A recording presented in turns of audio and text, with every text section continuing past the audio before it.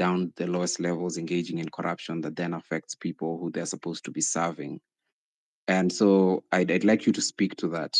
But before that, speak to the current situation that we are seeing of of change that is really top dressing, but isn't actual change that will is long running, I'd say. So please just speak to both of those things briefly, Professor. Yes, thank you very much for this opportunity. And again, to continue to say, whole to all those families, friends, relatives who have lost the 40 plus Kenyans who are fighting for a better Kenya, and those who are still unaccounted for and through abductions and stuff like that, which means even before people can really, listen to what the president is saying, if at all, it is necessary that there will be no abductions, people will be released, and all that, like the People's Watchman, said about accountability in terms of those deaths, the, harassment, arrests, and so on and so forth, because, and they should stop, because if they're still continuing, then it means that there isn't a bona fide, there is no, it is still business as usual, even as it appears there are some changes, which therefore would be cosmetic. Let me even speak to the last point first. The last point, because it is true that corruption is everywhere. Is everywhere, because I've worked in the counties, I've worked at the national level, and so that is really one of the biggest issues that will have to be dealt with. Looking at ESCC, looking at what is it that makes people do corruption with government, entrepreneurship, and all that. And there are aspects which, for example, the politicians, when they declare wealth, political class or people who are civil servants, it is never made public. So that if it was made public, if one every year, was able to explain if they have more wealth, where they got it from, if there is a self the audit, the lifestyle audits, if there was open contracting in government tenders, so that all the information is online, it is available, and that's something that we did in Makueni, and we thought it was very, very beneficial, so that we didn't hide all that information about contracts. So we remember during Kibaki, when he came in, just immediately came in, people were even helping the police, even arresting police. So if Kenyans realize that there's a leadership which wants corruption fought, they are going to come out and like how Mama eloquently explained, how corruption defeats the health system, the educational system. People would begin to say, particularly this awakening of Gen Zs, they would say that now we are going to deal with these malaise. And for me, I think it's something that is doable if there is political will from the very top, and so on.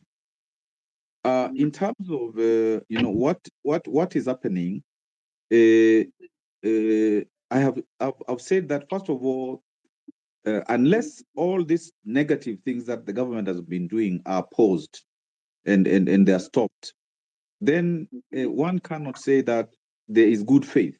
I mean, that demonstration of good faith. And so, therefore, people have to assume that there is no good faith as yet. And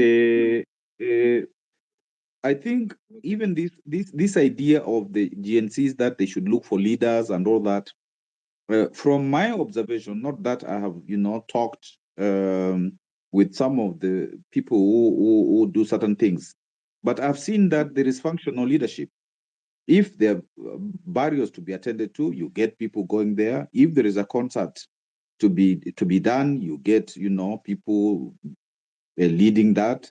So that is what is being resisted is a hierarchical leadership, because if the Gen Zs accepted that they're going to do that as of now, maybe later on they might think differently. But the system is trying to get that to be done. And even some of the guys who are advocating for them want that kind of leadership so that they can occupy it. They can try and occupy that leadership and then abort the movement. And I think, therefore, one has to be very careful in terms of that. In the short term, I hope that through these spaces and through whatever research happens, because there's been a lot of conversation, there is going to be concretized exactly what are the minimum demands of the agency, so that they say, if you do A, B, C, D, whatever those demands are, then that will be the first test, including, the police, and including the killings and inquiry, and including no more abductions and all that. But all the things that I've discussed as minimum. For the future, I think really the main thing is to say that the leadership in Kenya going forward must abide by the constitution. Implementation of the constitution, and any leadership that cannot do that, that leadership will not be accepted. Because really, our basic problems have come from the fact that people don't, and I remember, even when in 2010, some of the political people were accepting the constitution, they said, let's accept it because there might be a revolution, but we will not follow it. So that has really continued, and it's from independence. That was the idea of how political leadership should deal with the constitution, which gave rights to people.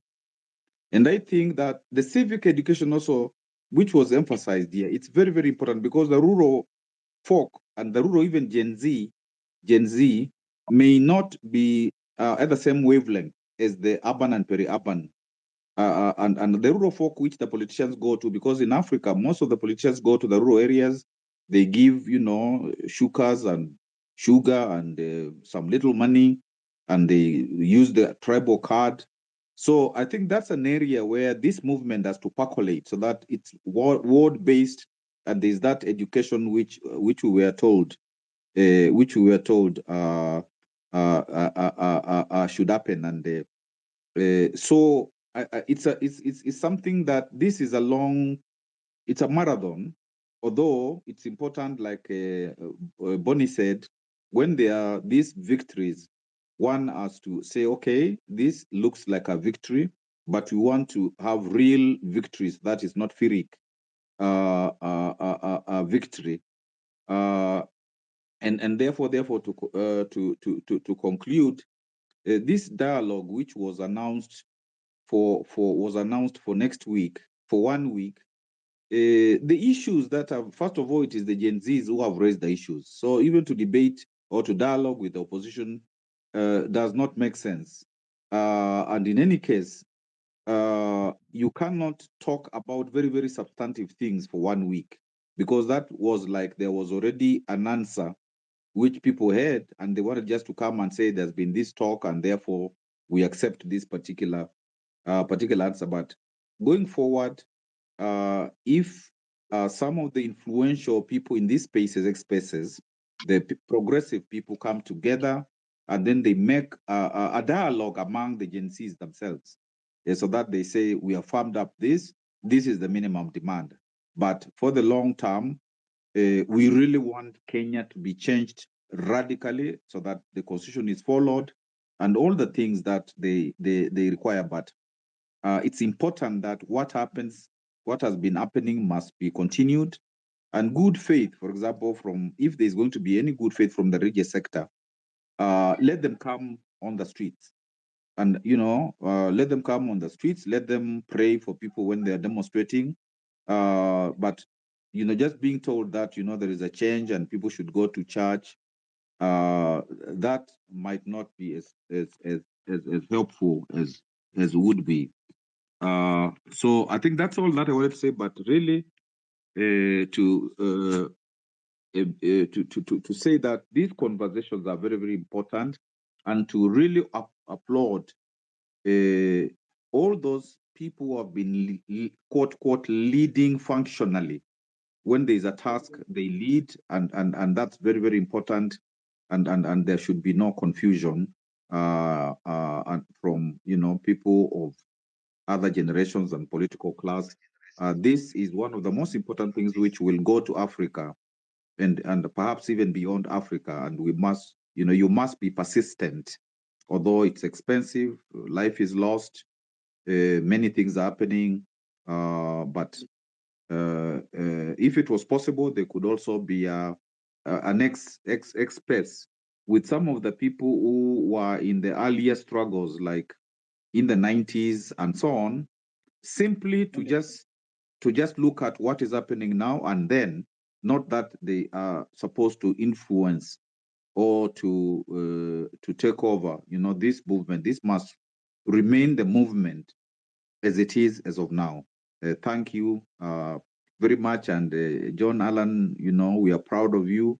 We are proud of Mwangi. We are proud of, Kimuzi. We are proud of all of you because you have really sacrificed beyond what one could imagine. And all of you in this movement. Thank you.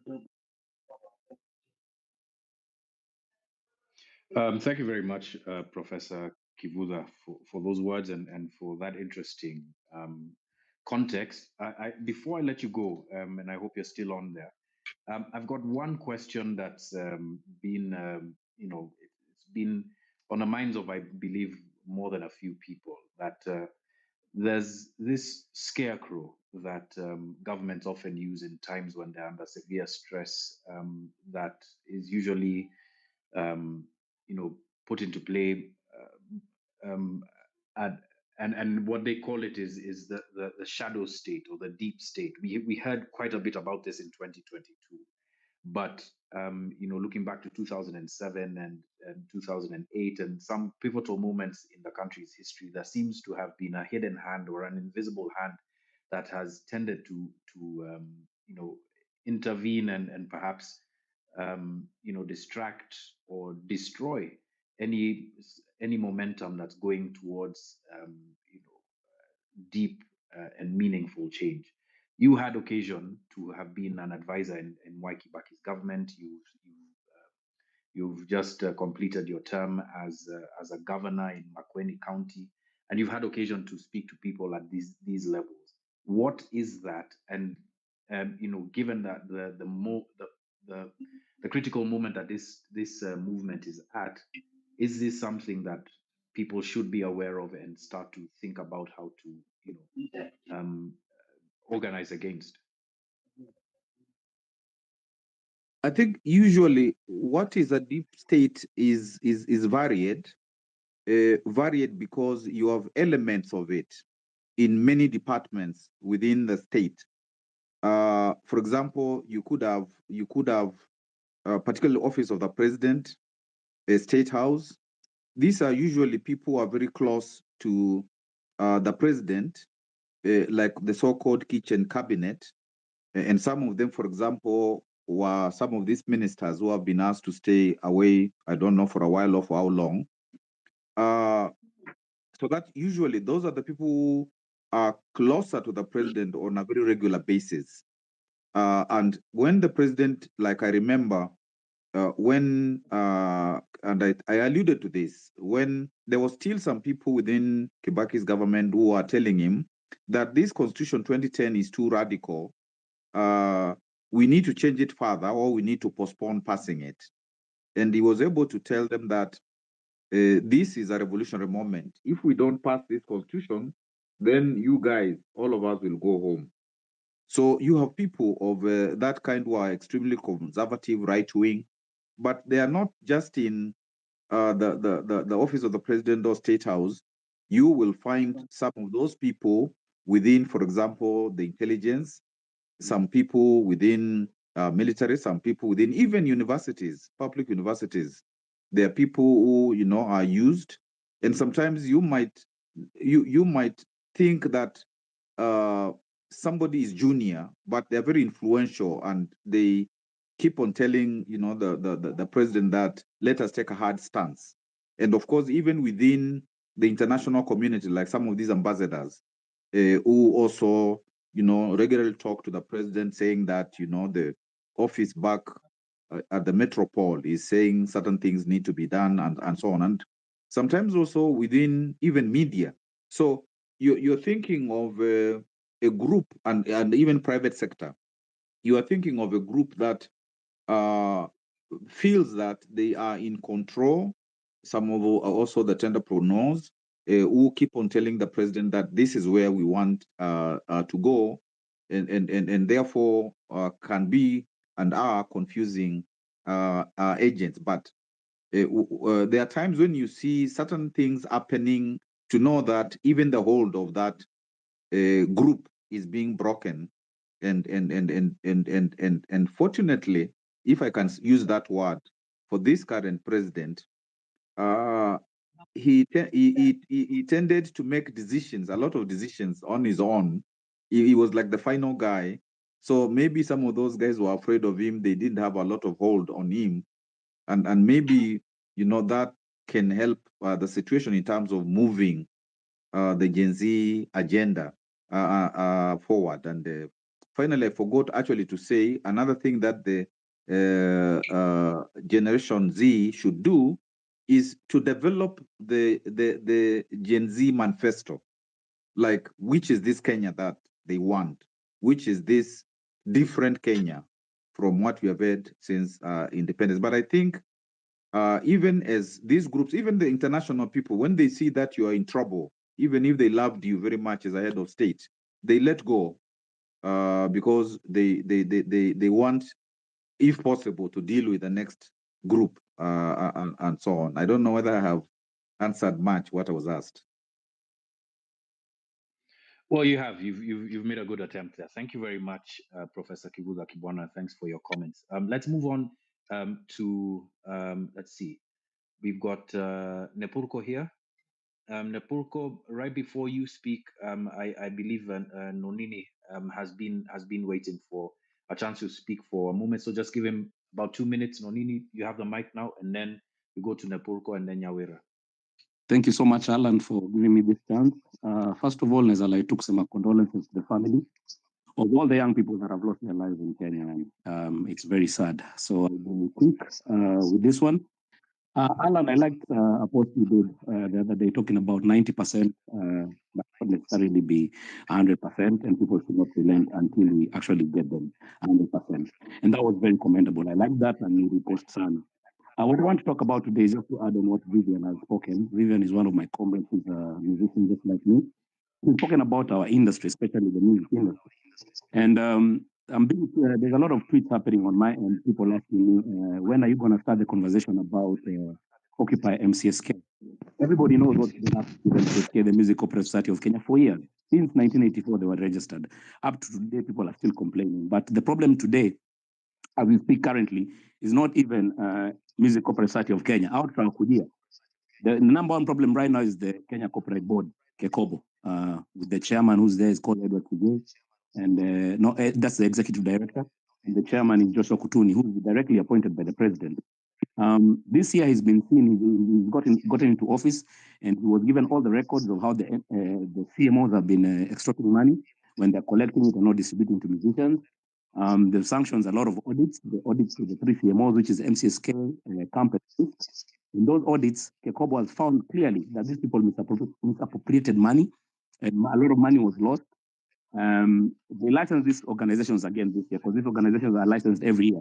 They have to tender in a report, an audit is done, they see whether the money was collected, whether it was distributed to the musicians, and then they're relicensed. So this year, Joshua and Kekobo, the whole board relicensed an organization called Pavrisk. And Pavrisk is still the 3 CMOs that have been still all these years. Priest changed its name. They went and they changed their name, and they rebranded into Pavrisk, and Joshua Kutuni gave them a license again. So basically, we jumped from a frying pan into the fire. So like I was saying, MCSK is a problem, but they're not the problem right now. The regulator who's supposed to protect the musicians, the artists, the young people, the Gen Z, Sabu Gen Z, they're the ones who don't have jobs, and the easiest jobs they can get is fast content creators. That's why they're all over TikTok doing whatever they're doing to answer money. The second thing that Gen Zs do is sing, talents. And if these people who are mandated to protect the talents of this Gen Z are not doing it, I think it's a sad state of situations in Kenya. So I just wanted to highlight that the current problem right now is Kenya Copyright Board, because they're the people who oversee all these CMOs. Once we fix that, then we'll trickle down to MCSK, we'll come to PRIS, we'll come to that PAVRISC and change the leaderships in those CMOs. Secondly, Alan, I just want to also stress the members of parliament need to have goodwill. To very young members of parliament who understand exactly what we're going through as musicians, but they've done nothing. We've reached out to them. We've wrote to them enough times to pass bills. We want a bill to be passed that every musician in Kenya can have freedom of association. Right now, the way the law is set up is that we are forced to belong. As per the law, like if Kekobo decides it's PRISC to collect the musicians' royalties, we are forced to belong there. There's nothing else we can do. We need freedom of association. I live in the US, and I'm a member of a CMO called ASCAP. There's another CMO called BMI, and you choose. You get to choose which CMO can collect for your money, and which is giving you the best service delivery. You understand? So we need that law to change. We've spoken to members of parliament, lakini ni kama watuski, and ASCAP in the US, they pride themselves in distributing 90% of monies to the musicians. In Kenya, last year alone, while they distribute 10% of the money they've collected, and Kekobo requires them to distribute 70%. ASCAP distributes 90%. They collected 1.3 billion last year, and they distributed 90% of that. And they feel very proud when they do that because they're benefiting musicians. So I move away from that. My last point is the judiciary. Maybe anybody who's from the Law Society or anybody who's informed, the judiciary is our last line of defense as citizens. And if the judiciary is compromised, sijui tutafanya nini Kenya. I have several cases that are going on. And some, I have one that somebody was bribed and a judgment came out. So I've been forced to go to the High Court. So a question I wanted to ask, if something happens on a civil case and some corruption happens, the judge is bribed or whatever, you move on to High Court. And if the same thing happens to High Court again, what's the highest office? Where can you take this? If the judiciary is compromised and you keep understanding the judge that is working on your case is compromised, what's the highest office you can take a case? That's all I wanted to ask. Thank you. Thanks a lot, Nonini. I mean, to answer your question, there's still a few rungs that you could go up. There's the Court of Appeal, even though they don't reopen the case per se, as much as they just look at the evidence that has already been adduced at the High Court. Then after the Court of Appeal, there's a Supreme Court as well. There are a number of other legal steps that you could take. However, given that I'm not a lawyer, I don't want to speak too much into that. But I mean, Nonini, you make very interesting points about how deep and how wide this issue of corruption is. I've heard from numerous other oversight bodies, professional bodies that are oversighted by state corporations, parastatals, etc., of the kind of corruption that occurs there to the advantage of very few, to the disadvantage of very many. I think if this fight against corruption is going to be won, then it'll have to go much, much further than just focusing on the political class and the leadership there, but to leadership in other areas of government and governance. And few people have been on a waiting list here for quite some time. I'm going to give them the opportunity. And folks, I mean, it's getting a little late in the day. We will be closing down the space soon. So as you get an opportunity to speak on a mic, let's treat this like lightning rounds and give our comments as quickly as we can. I know there are a few people who've been given a long opportunity to speak. However, it is getting late in the day, and I'm sure lots of people would like to do other things. Yeah, so let's start with Eric. Eric Mugendi, you're up next on the mic. Right. So I think one of the things, just looking at what is happening with this movement or this, I'd say, social awakening that we're seeing now, is that it's been fairly common for every time that there's been an upheaval for it to be followed by a quick kind of establishment by the powers that be of exactly how they want these things to play out. So we saw it at independence. We saw it with the advent of multi-party. We saw it when Moi finally left and Kibaki took over.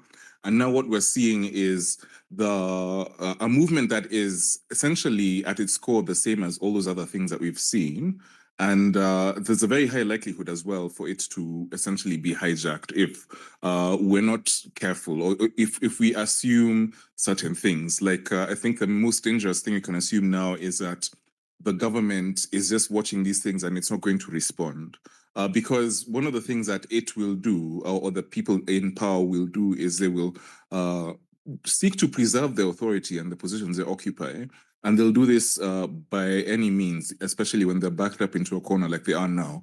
So it's really important for us to essentially take stock of what has been gained so far, and then to avoid falling for the same pitfalls that previous generations have fallen for, where we've seen deals, we've seen handshakes, we've seen all of those things that have come in and essentially diluted all the gains that have been made through the movements that we've seen in the past. And then also looking forward, I think we need to also acknowledge that a lot of the failings that we've seen are foundational to us as a country because of the way we were established, because of the way that we have essentially allowed the political class to usurp our rights and our property and our essentially our nation in and of itself. So it's time for us to not just push for a kind of reckoning, especially now that the young people are coming into these political spaces and demanding for their share and demanding what's rightfully owed to them, but also for us to ask ourselves, like, is this going to happen the same way that has happened in the past? And we also need to essentially study what has happened in the past in order to safeguard us the gains that have been made. So building on this momentum, not really falling for any of the traps of calls for dialogue or any of these other insincere attempts at co-opting this youth-driven movement, and then coming to the table with this in mind and not just hoping for scraps.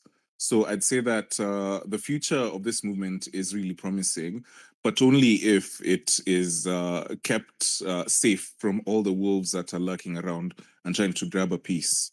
Yeah, thanks. I yield back the mic. Thank you very much, Eric. Very succinct and great thoughts about looking back and looking forward, some that have been echoed throughout this space, but nonetheless worth repeating. Napurko, sorry about that, I jumped you, but you're up next. Go ahead. Good evening, everyone. I'd just like to first start by sending condolences to the families who've lost loved ones, to anyone who's injured. I don't think there's much for me to say, but reiteration and repetition is also important. We've been in this for a long time. I would not say it's just the last 2 weeks or the last month that we've been doing this. However, I just want us to always remember each other. Kenya belongs to all of us. Institutions and systems must work for all Kenyans. There's no exportation of young labor. There's no other country that we can go to get what we need as Kenyans, to live lives that we deserve as Kenyans. Everyone who's spoken before me has said most of what I would have loved to say, but I just want us to remember each other and hold each other accountable, but also hold each other in love and knowing that each one of us deserves a Kenya that works. Thank you. Thank you very much, Napurko, and thanks for respecting everybody else's time with that comment. Jonathan, you're up next. Thank you, John Allen. So my name is Jonathan, and I'm a software engineer. And I'll make my comments brief. 7 years ago, I used to sell beer out of a truck somewhere in Githurai, and thanks to an organization that I was lucky enough to join and be a part of, I was able to transform my life by learning a skill that has transformed my career. And the reason I'm making this illustration is to say that we do not need massive amounts of time to transform our country. And I feel like the situation we're in right now is evidence of this. I mean, in 3 weeks, we have gotten so much done, and this needs to be lauded, and as well as those who sacrifice their lives in this effort also need to keep being remembered as we pass our condolences to their family. And underlying this concept, this change is an idea that I think is really important to underscore, which is the idea of virality as well as the networking effects when every person who calls themselves a Kenyan or is a citizen of Kenya is allowed to participate, either contribute to a conversation or participate in an economic activity. This is the key to us unlocking the future that we all, I feel, wish to see for our country, is that all of us need to participate. We can no longer afford to live like, rats in a factory or slaves in an industrial complex where some overseer is basically dictating to us, what our lives should be. And as like a way of achieving this, I can only lend lessons from maybe my discipline, but also keep in mind, like I mentioned, I managed to transform my life in a relatively short time. But not only that, I saw the lives of 600 to like 1,000 other people transformed in a similar way. I work for a blue chip company, and I work with some of the best engineers in the world. But right next to me are people who they joined that organization that I spoke about, and some of them were like matatu kondas, others were fishermen, and it just goes to show how much potential Kenya has if we are able to onboard everybody into kind of a productive contribution to the future and well-being of our nation. And I think that one of the ways we can do that is to magnetize everyone around a set of core values. That is what we're seeing with the Gen Z movement, a refusal to compromise on this. And I think we should continue demanding, accountability in all aspects of government. And the other way I feel is to break down kind of our lofty goals into almost like weekly achievements. And what Boniface said, and others have also mentioned, is that we don't need to, look so far down the line that we get tired because we don't look like we're reaching. But so long as we have these weekly, short and achievable goals, I think we will keep making progress and increase our momentum as we strive to kind of realize the kind of country that Kenya can be. And I personally, my own life is a testament to this. Our country is like beyond rich, wealthy, and has a future that is brighter than most other countries, and we should be proud of that, and we should be proud of ourselves as well for the far that we've come. Thanks. I'll yield back the mic. Thank you very much, Jonathan, especially for those words of encouragement, given your own life story. I guess the analogy or the saying, out of a mountain of despair comes a stone of hope, and the kinds of journeys that people have gone through in this country, and the kind of challenges that they faced, really in almost insurmountable odds, are nothing short of commendable, and I commend you for sharing your story. Kakaruto, you are up next, and then we'll have two more, and then we close down the space, ladies and gentlemen. Let you get down to bed. Kakaruto, please go ahead. Thank you so much, Alan, Namu, and Africa Uncensored for hosting us on this noble purpose on protests, purges, and the path ahead. My name is Kakaruto. I am also a software engineer and the CTO of AutoHaven.io. It's a car social network. My submission today will be simple on the path forward. So I was thinking, how about we request the president, and I have actually just tweeted this, how about we request the president to give us about 3 months without any nominated CS into the office, so that we can at least first, number one, create an existing ministerial dockets. Clean up existing ministerial dockets, audit their finances, recover any misappropriated funds, and prosecute officers who are found guilty. And then number two, publicly debate and set up new ministerial structures that we shall need going forward as a country. And then number three, agree on what kind of individuals are fit to go into those offices and the manner of which they shall be elected. And four, set up accountability processes for those ministries and channels they shall be required to use to give their updates regularly as agreed. And then five, agree on what success means for those dockets and how they shall be rewarded. Because for me, I think it's important to reward success.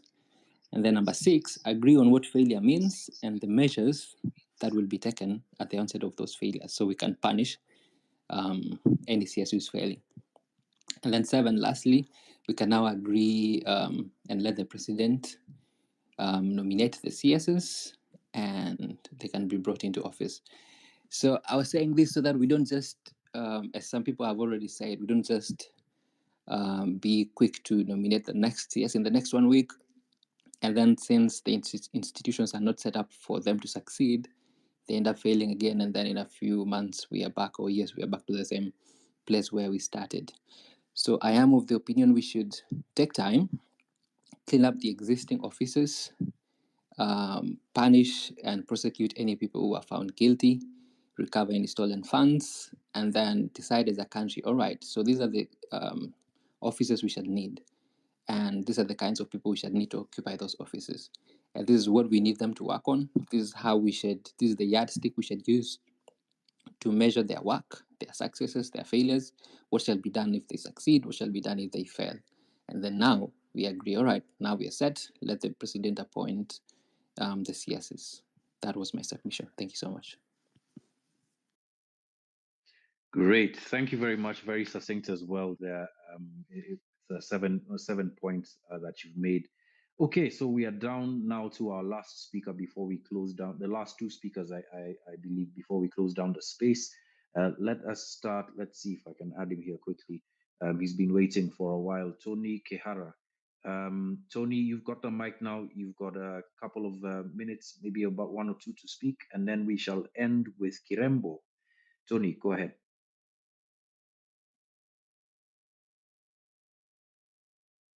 Tony?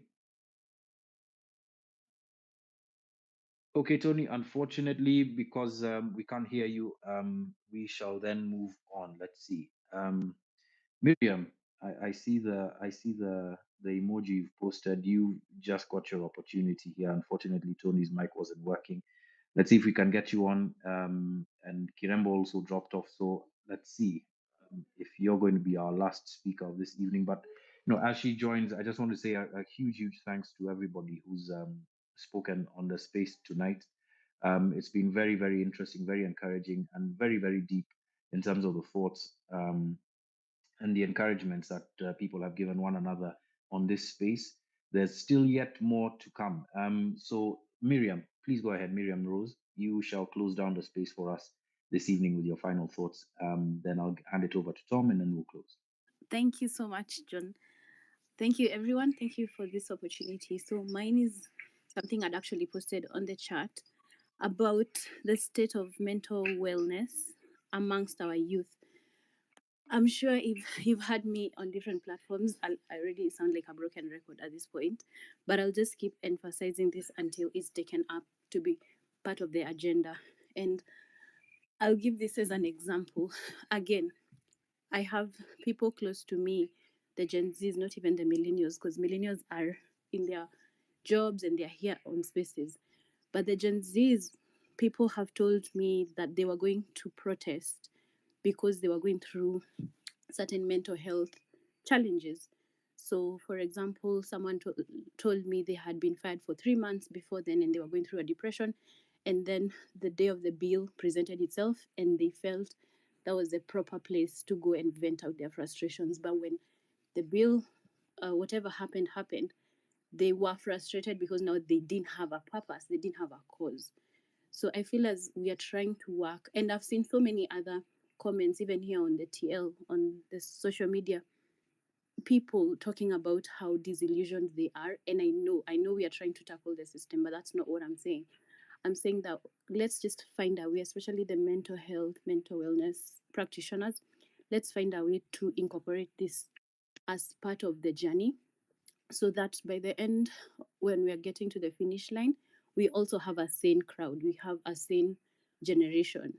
Somehow or other, let's just find a way to have people work on themselves so that we are sane. We are not just using this journey to vent out frustrations that we can solve um, differently. Like we can be able to teach people self love, empathy, compassion, and all that. Because there's also someone else who said, it's about us. These people, these politicians are a mirror reflection of who we are. No, I don't know whether it was this place, the one who was talking about education, about the Chinese and the Japanese, those traditions. We are a mirror reflection of our politicians. So it's easy to point fingers, but we need to look at our values. So if there's a way we can incorporate mental wellness in this journey, in this fight, in the progress that we are making, I would really appreciate it. I'll be holding spaces based on this specific topic. So if anyone can collaborate or have something to add, I would really appreciate it. Thank you and good night. Thank you very much. What interesting words, and what great encouragement to close this space on. Tom, I'm going to give you a few minutes to say kwaheri to everybody, and then we shall close. Tom, go ahead. Yep, this was a deeply insightful conversation, and I'd like to thank everyone who came on. But before we close it down, I'd like to get to the comments, because like 400 comments were dropped while we were listening to the space. I'd like to read a few of them. I don't know if you can hear me. Yeah, we can hear you, Oh, Tom. great, Go ahead. great. So somebody said, James Bond said, we cannot afford to lose lives when exercising our constitutional right to protest. And I think we could all agree with that. Rosie says, I agree with Kakaruto, 3 months without ministries to allow for auditing, punish and prosecute guilty, recover lost assets, and then finally hire new CSs. And in her opinion, they should be technocrats without a tainted reputation. Somebody said we need to trace all the loot, and that's Okara Maranga. We need to trace all the loot. Those who stole belong in jail. Corruption is now a thing of the past. Then finally, Ishak, who I think had a problem with his mic, said the power of the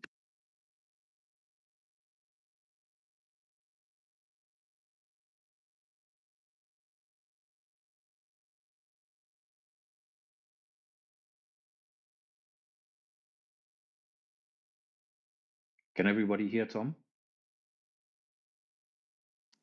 No. Yeah, I think we've seen. Oh, Jesus. All right. Oh, Pole Sana, Tom. It sounded like you were saying something very interesting from some of the comments, but I'm sure they've all been well heard. Folks, it's about time to close the space, and I want to do something fairly uncharacteristic given the day that we've had and the evening that we've had together and the time that we've spent together. I'd like to leave you all with some words of encouragement before we go out, and in the shape of a poem. I'm sure many of you will recognize this is one of my favorites.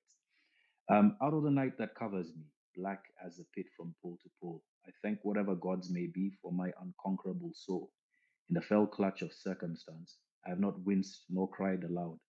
Under the bludgeonings of chance, my head is bloody, but unbowed.